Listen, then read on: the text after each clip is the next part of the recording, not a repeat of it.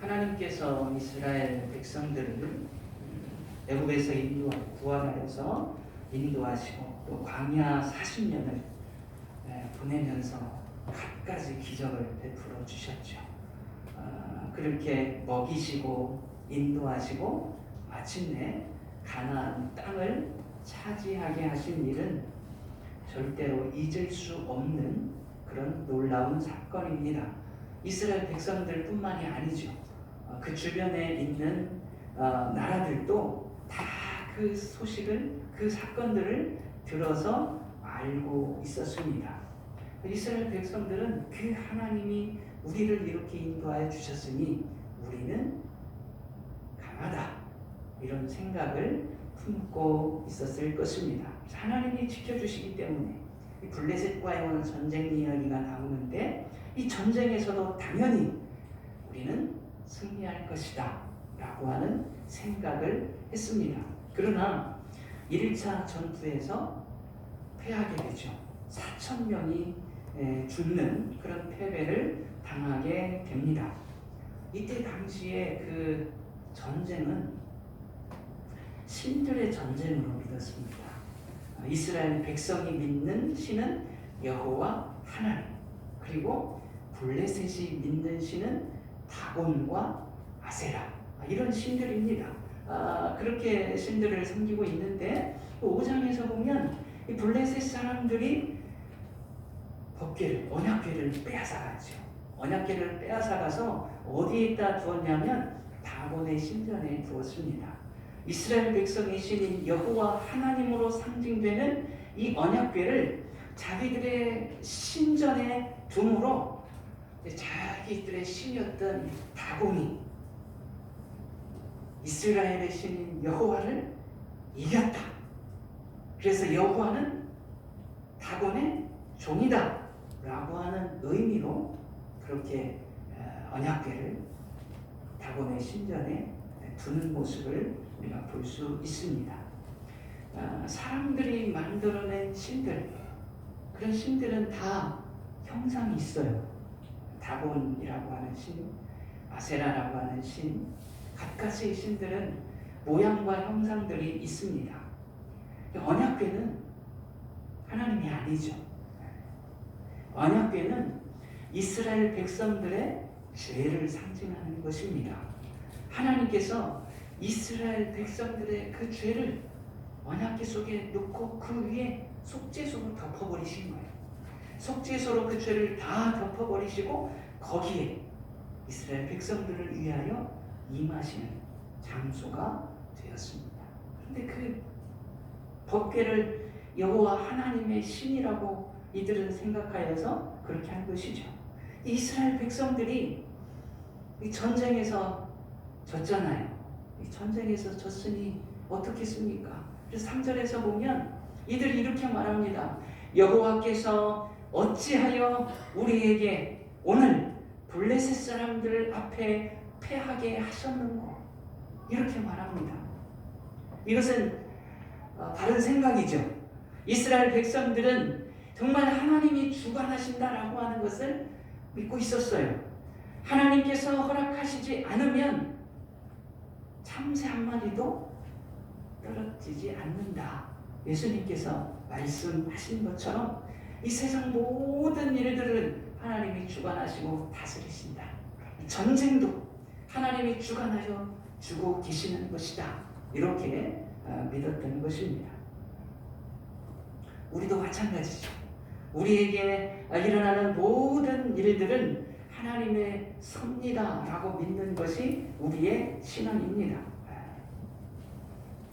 그런 신앙을 가지고 있다면 여호와께서 어찌하여 우리에게 오늘 이 블레셋 사람들에게 패하게 하셨는가, 이렇게 말했다면, 하나님께서 이 전쟁을 패하게 하셨다면 어떻게 해야 될까요? 하나님 앞에 엎드려야 되겠죠.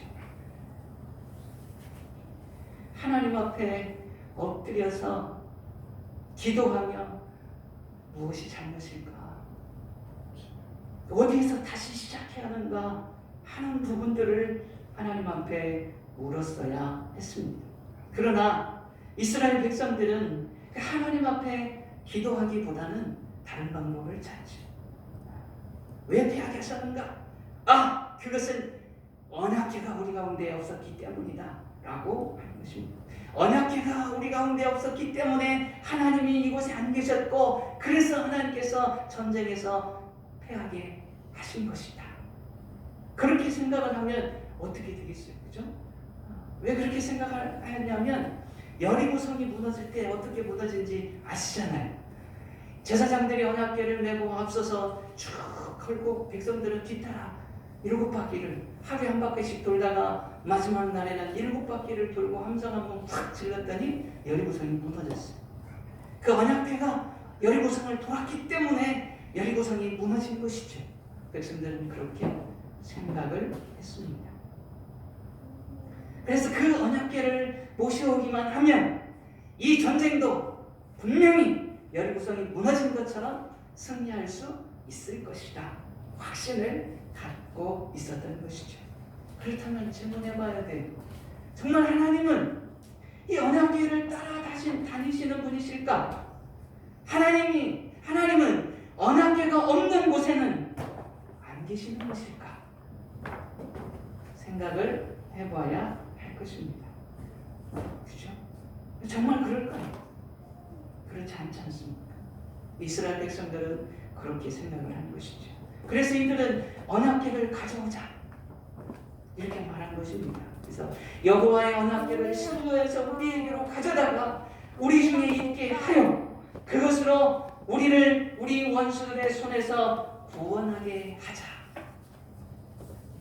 이렇게 말합니다. 마치 언약궤 안에 갇혀 계신 하나님으로 생각합니다. 언약궤를 가져와서 이 언약궤로 말미암아 우리를 구원하게 하자. 거기에는 하나님에 대한 인격은 전혀 없습니다. 언약궤만 가져오면 자동적으로 승리할 수 있다라고 하는 이 생각은 마치 이 언약궤를 애군이나 떼우는 부적으로 생각한다는 것이죠. 저 어렸을 때 부적 우리 집에 있는 거 봤습니다. 요즘도 어떤 사람은 부적을 지갑 속에 가지고 다니는 사람이 있습니다.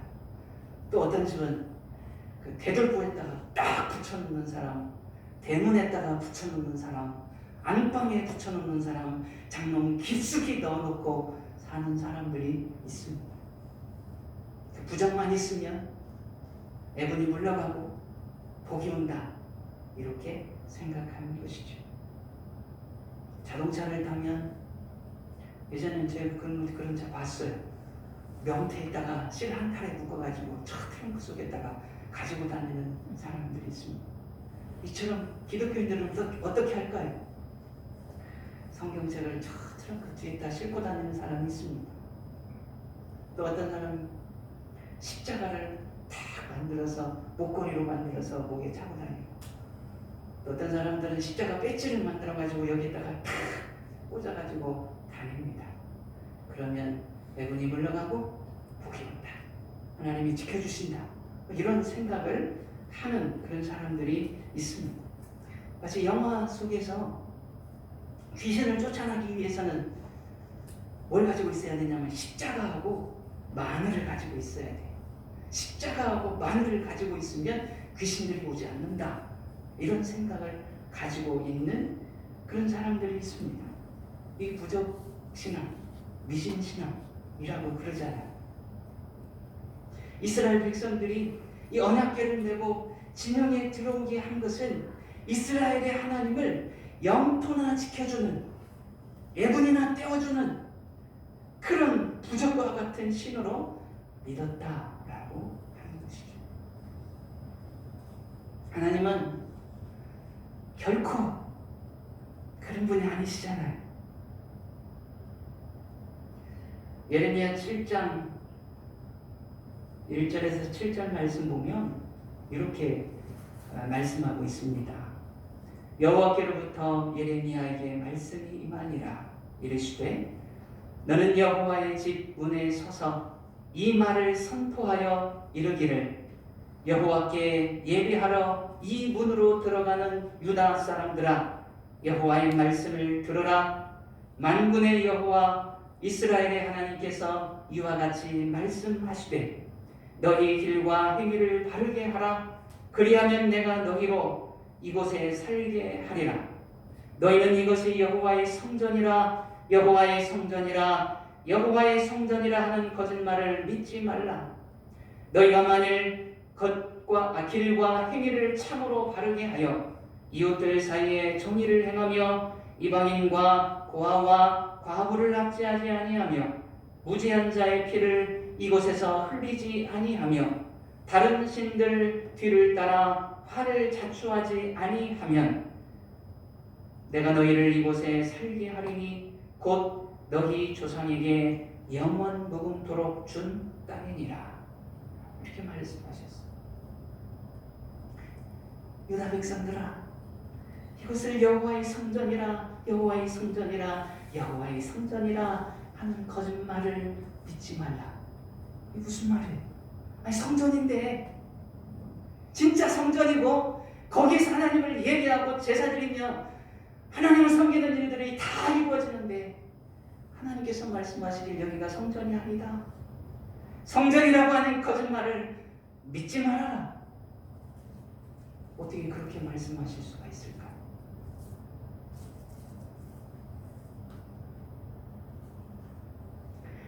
왜냐하면 하나님께서 그곳을 떠나셨기 때문에. 하나님이 계시지 않는 곳은 성전일 수가 없다는 것입니다. 그런데 이스라엘 백성들은 이곳에 하나님의 성전이 있고 여기에서 예배가 이루어지기 때문에 우리는 망하지 않는다 생각했다는 것이죠. 지금도 이런 잘못된 성전 그 신앙을 가지고 있는 그런 교회들이 있어요. 그렇지 않습니다. 하나님은 이 하나님의 백성들이 정말 성전에서 제사 드리는 것보다 하나님을 닮아가는 삶을 원하셨습니다. 여기에서도 예레미야를 통하여서 만군의 여호와 이스라엘의 하나님께서 이와 같이 말씀하시되 너희 길과 행위를 바르게 하라. 이렇게 말씀하신 거예요. 너희가 만일 길과 행위를 참으로 바르게 하여 이웃들 사이에 정의를 행하며 이방인과 고아와 과부를 압제하지 아니하며 무지한 자의 피를 이곳에서 흘리지 아니하며 다른 신들을 위하여 그들을 따라 화를 자초하지 아니하면, 이렇게 말씀하세요. 내가 너희를 이곳에 살게 하겠다. 곧 너희 조상에게 영원토록 준 이 땅에서 살게 하겠다. 무슨 말씀이에요? 그렇지 않으면 쫓겨난다는 것이죠. 호세아 선지자를 통하여서도 하나님 말씀하세요. 나는 인애를 원하고 제사를 원하지 아니하며 번제보다 하나님 아는 것을 원하노라. 하나님께서는 제사나 번제보다 하나님 사랑하기를 원하신다는 거예요. 하나님을 아는 것을 원하신다는 것입니다. 그러나 이스라엘 백성들은 그 인격적인 하나님을 알고 그분을 사랑하고 그렇게 하나님을 섬기고자 하는 그 마음이 없었다는 거예요. 그냥 제사장이 언약궤를 그냥 메고 오기만 하면 하나님이 이기게 하신다, 이런 생각을 한 것입니다. 우리가 믿는 하나님은 정말 다른 우상들과 같이 인격이 없는 분이 아니라 우리와 똑같이 생각하시고, 그죠? 아파하시고 말씀하시고 행하시는 하나님이십니다. 살아계신 분이십니다. 그 하나님은 우리의 아버지가 되십니다. 우리는 그분의 자녀입니다. 이 관계 속에서 하나님을 알아가야 된다는 것이죠. 우리 아버지가 되시는 하나님은 우리를 사랑하시는 하나님. 우리를 사랑하셨기에 이 죄악으로 말미암아 지옥 형벌을 받게 되어 있는 우리를 위하여서 아들을 보내시잖아요. 아들이자 성자 하나님이신 예수 그리스도께서 이 땅에 성육신하여 오신 것이잖아요. 예수 그리스도께서 친히 십자가에 달려 죽으셨잖아요. 예수 그리스도를 통해서 우리의 모든 죄와 허물을 용서하시고 자녀 삼으시기를 기뻐하신 하나님, 그 하나님은 우리에게 그런 은혜와 사랑을 베풀어 주시는 하나님이십니다. 그분이 우리의 아버지가 되십니다. 예수님은 우리의 주님이 되십니다. 이 관계 속에서 하나님을 알아가야 된다는 것이죠. 여러분들 하나님을 아버지라고 부르고 있지 않습니까? 아버지와 자녀의 관계, 인격과 인격이 연결되는 관계. 그러나 이스라엘 백성들은 이 하나님을 알고 섬기려 하기보다는 다만 전쟁에서 승리하고 자기의 목적을 달성하는 그런 도구로 사용하고 있다는 것입니다. 그래서 제사장에게 언약궤를 메고 오라고 한 것이고, 제사장이었던 이 홈니와 비느하스가 언약궤를 메고 전쟁터에 들어가는 것입니다. 정말 이 언약궤가 그 이스라엘 진영으로 들어오자 이스라엘 군사들은 힘이 솟아났습니다. 얼마나 큰 소리로 함성을 질렀는지 땅이 진동합니다. 이제는 승리했다 라고 하는 확신이 그들에게 쫙 퍼져나갔습니다. 이제 저 블레셋 땅에는 아무것도 아니다. 블레셋 사람들도 깜짝 놀랍니다. 그 소식을 듣고 두려워합니다. 8절 보니까 그렇죠. 우리 8절을 다시 한번 읽어보실까요? 8절. 우리에게 화로가 누가 우리를 이 능한 신들의 손에서 건지리요. 그들은 광야에서 여러 가지 재앙으로 애굽인을 친 신들이라. 이스라엘의 여호와라고 하는 이 신은 애굽의 바로와 그 나라의 10가지 재앙으로 심판하셨고 홍해를 가르셨고 광야에서 40년을 보내게 하시고 이스라엘 백성들을 대적하는 모든 나라들을 멸하신 전쟁에 능하신 신이시다. 그 전쟁에 능하신 신이 저 이스라엘 진영에 왔으니 이제 우리에게 화가 임할 것이다. 전쟁에서 패할까봐 두려움이 엄습해옵니다. 블레셋 사람들이. 그러면 어떻게 해야 될까요? 도망가야지. 항복해야지. 그래야 됩니다. 도망가든지 아니면 항복해야 그들이 살 수 있습니다. 그런데 이들은 그렇게 하지 않아요. 그렇게 하지 않고 블레셋 사람들아 강하게 되되 대장부가 되라. 너희가 히브리 사람들의 종이 될 것이냐. 힘을 내서 이 전쟁에서 이겨내자. 이렇게 하면서 오히려 더 용맹스럽게 이스라엘 백성들과 전쟁에 들어갑니다. 그 결과 이스라엘 군사가 패하는 거잖아요. 3만 명이라고 하는 어마어마한 이스라엘 백성들이 죽고 또 거기에다가 언약궤까지 빼앗기고 제사장이었던 홈리와 비느하스도 거기에서 죽임을 당하고 이 소식을 들은 98세 되신 엘리 제사장도 의자에 앉아있다가 뒤로 넘어져서 목이 부러져 죽고 또 시아버지마저 죽었다라고 하는 소식을 들은 비느하스 아내는 갑자기 진통이 와서 아들을 낳다가 죽고 그리고 말하기를 이가봇이라 말합니다. 이가봇은 무슨 뜻이냐면 영광이 떠나갔다, 영광이 사라졌다, 영광이 없다 라고 하는 뜻입니다. 언약궤를 빼앗겼기 때문에 영광이 떠나간 것으로 생각하고 말한 것이죠. 그러나 언약궤를 빼앗겼다고 영광이 떠난 것이 아닙니다. 하나님의 말씀을 무시하고 우상처럼 섬겼기 때문에 하나님이 떠나신 것이죠. 이것으로서 이 언약궤는 승리를 보장하는 부적이 아니라고 하는 것이 드러납니다. 그런데 여기에서 또 생각해 볼 것은 이 블레셋 사람들이 진친 곳이 어디냐 이거예요. 아니, 이스라엘 백성들과 블레셋 사람들이 전쟁하기 위해서 이스라엘 백성들이 진친 곳이 어디냐 라고 하는 것이죠.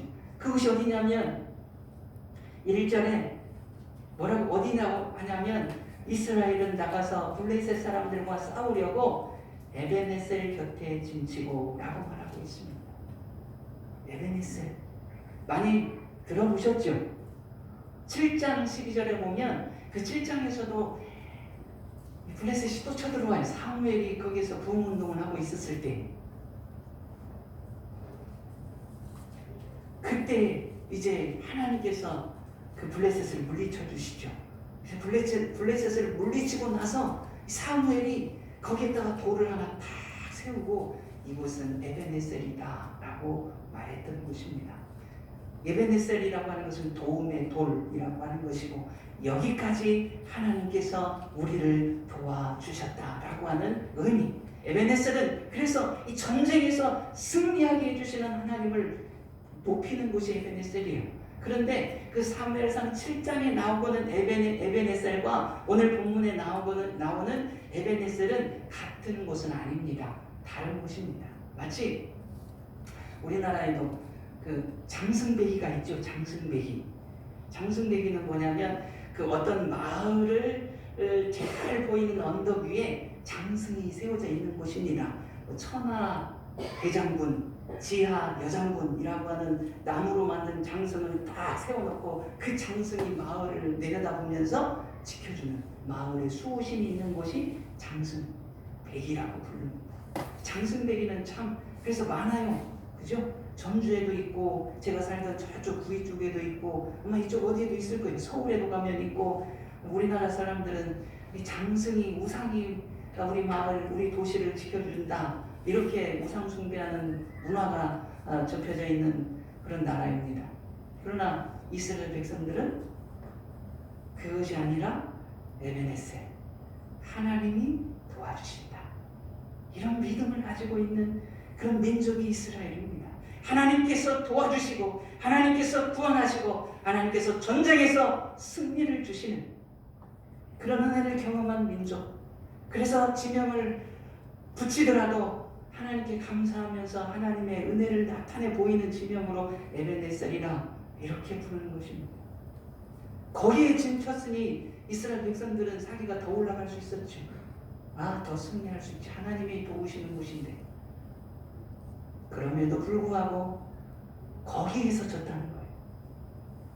거기에서 실패를 했다라고 하는 것입니다. 이름이 좋다고 승리하는 것이 아니고 언약궤가 왔다고 하나님이 승리를 주시는 것이 아님을 가르쳐주고 있어요. 그렇다면 왜 여기 블레셋과의 전쟁 이야기가 여기에 등장하고 있을까요? 2장에서 하나님께서 하나님의 사람을 엘리에게 보내셨잖아요. 그래서 너희가 이 아들 두 아들을 가지고 이렇게 했으니 하나님이 한날 한시에 죽게 할 것이다. 너희들에게 노인이 없게 할 것이다. 저주가 선언되었을 때 그 말씀을 이루시는 거예요.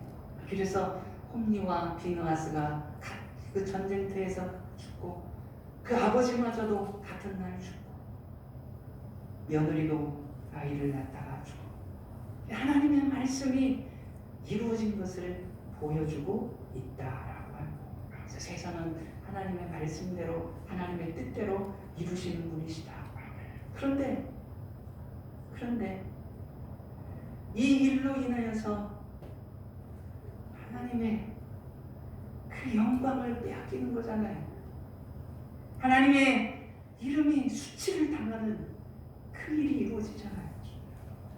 하나님께서는 이사야 선지자를 통하여서도 분명히 말씀하셨어요. 나는 여호와니 이는 내 이름이라. 나는 내 영광을 다른 자에게 내 찬송을 우상에게 주지 아니하리라.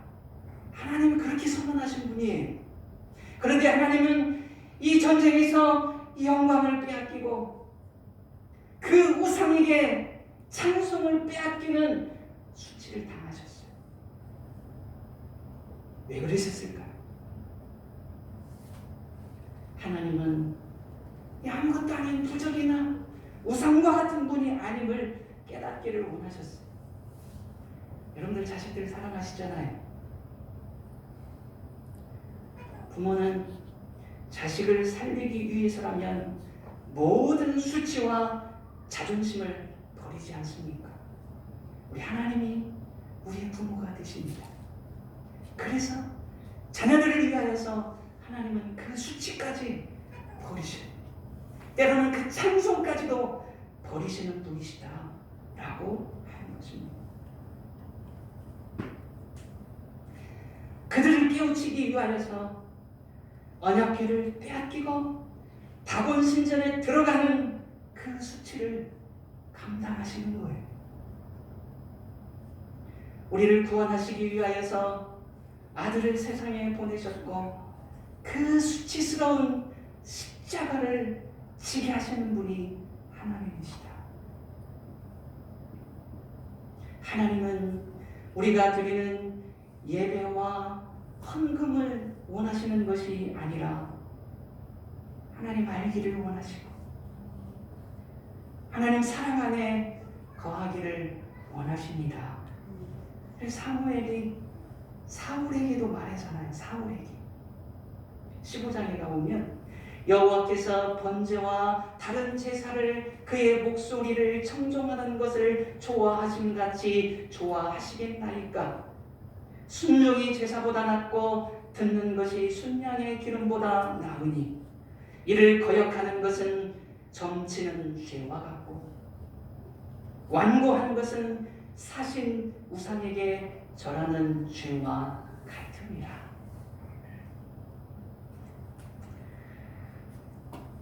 세상살이가 아무리 힘들더라도 하나님을 부적으로 우상으로 만들어 섬길 수 없습니다. 예배만 드리고 헌금만 잘 드리면 복 주신다. 이런 믿음은 죽은 우상을 섬기는 것과 같다는 것입니다.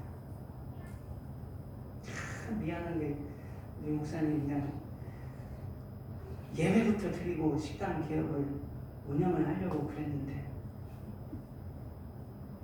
예배 안 드리고 이렇게 장사부터 시작해가지고 안타깝다고 저번에 말씀하셨어요.